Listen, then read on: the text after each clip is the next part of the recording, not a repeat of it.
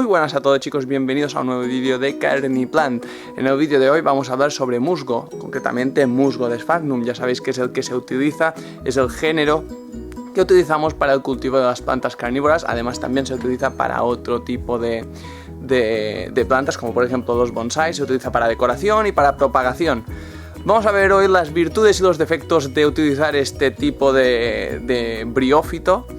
Pero ya veréis que la gran mayoría son ventajas, solo hay un pequeño inconveniente que vamos a ver a continuación, así que no tengo nada más que deciros, así que vamos a ello ya. Como os he dicho anteriormente, el musgo proviene de las turberas. De hecho, la turba es un producto de la descomposición del musgo de Sphagnum. En el mercado podréis encontrar Sphagnum en diferentes formatos. En este caso, por ejemplo, tendríamos musgo deshidratado, está prácticamente seco. Este musgo le costará un poquito volverse verde, seguramente tardará más de un mes y medio en volverse un color verde intenso. Luego tenemos el que nosotros vendemos, que es este de aquí, que son bolsas de 800 gramos, como veis hay bastante musgo. Viene parcialmente deshidratado, parcialmente húmedo, es decir, no viene tan deshidratado como este, pero tampoco es un musgo completamente verde. Como veis tiene diferentes zonas que sí son verdes, ¿vale? Pero eso sí se hidrata, en poco más de 15 días ya empieza a estar como esto de aquí. Fijaros, este es un musgo que empezamos a poner en agua hace aproximadamente una semana y media y ya veis cómo ya empieza a brotar nuevamente.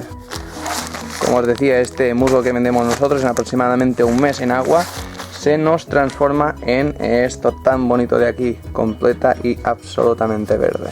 Así que chicos, ahora que ya hemos visto el formato en el que podemos encontrar de forma comercial este tipo de musgo, vamos a ver las grandes ventajas que tiene utilizarlo en el cultivo, sobre todo de plantas carnívoras, aunque también se utiliza en orquídeas, en bonsáis y en otro tipo de plantas. La primera de todas es que es capaz de absorber hasta 20 veces su peso en agua. Esto es muchísimo.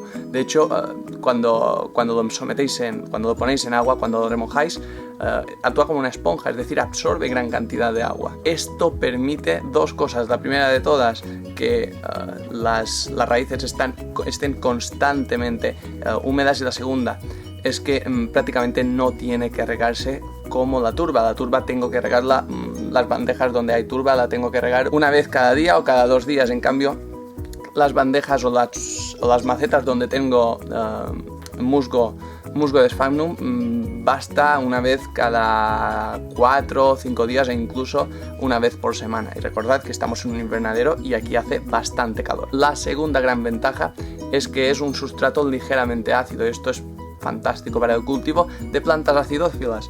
Y claramente las plantas carnívoras son plantas acidófilas, así que perfecto. La tercera gran ventaja es que es completamente decorativo, es de un color verde intenso y la verdad es que queda fantástico, no solo para composición, sino también para el cultivo de las plantas en maceta. Queda totalmente espectacular. Ya podéis ver, aquí tengo un ejemplar de Sarracenia flava en musgo de Sphagnum. Ya veis que el color es espectacular, un color verde bastante intenso. La última ventaja, pero no menos importante, es la sostenibilidad. El musgo de Sphagnum es más sostenible que la turba. El musgo de Sphagnum, de hecho, hay bastantes zonas ahora ya donde se empieza a recolectar de forma sostenible, que consiste simplemente en segar la capa superficial de musgo y dejar que vuelva a brotar. Al ser un ser vivo, vuelve a brotar cada cierto tiempo y por lo tanto se va renovando esa biomasa. Por lo tanto, a la hora de recolectarlo es muchísimo más sostenible utilizar musgo que utilizar turba, que tarda centenares e incluso en miles de años en formarse. De hecho, el musgo, si lo tenemos en casa, lo podremos reproducir fácilmente mediante agua y unas simples tijeras para ir cortando los diferentes tallos, por decirlo de alguna manera. Así que ahora vamos a ver algunos ejemplos de cómo lo llevo utilizando yo, para que podáis ver cómo tenéis que aplicar el musgo en este tipo de cultivo. Cuando os llegue el musgo a casa, simplemente lo cogéis un puñado, lo ponéis en una bandejita y añadís agua, que quede bien hidratado. Y ya luego lo cogeríais, lo podríais poner en una maceta, quedaría una cosa como esta, ¿vale? Esto lo tenemos constantemente en agua, una cosita más o menos así, ¿vale? Aunque la ventaja del musgo es que podéis utilizar una maceta que no tenga ningún tipo de agujero, y de esta forma os quedaría una cosa como esto de aquí, ¿vale? Fijaros, esto es una bandeja normal que no tiene ningún agujero drenante, de hecho mejor que no tenga agujero drenante, y esta la riego una vez por semana, ¿vale? Y fijaros que está completamente húmedo esto.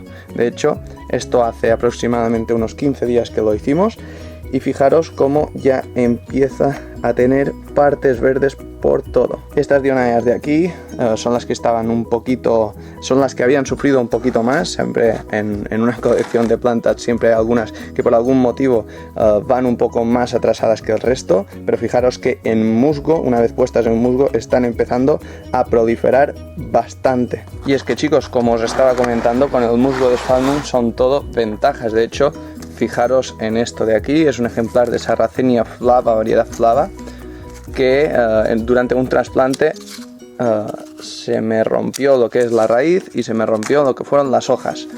Y bueno, lo pusimos en musgo y fijaros, el musgo está completamente verde y ahora está brotando de nuevo. Y no tenía ni raíz ni tenía hojas, es decir, solo había un pequeño trozo de rizoma, que la verdad es que en poco más de un mes ya está empezando a brotar de nuevo con nuevas hojas y bastante sanas, como veis. Pero esto no es el único ejemplo, fijaros, aquí hay otro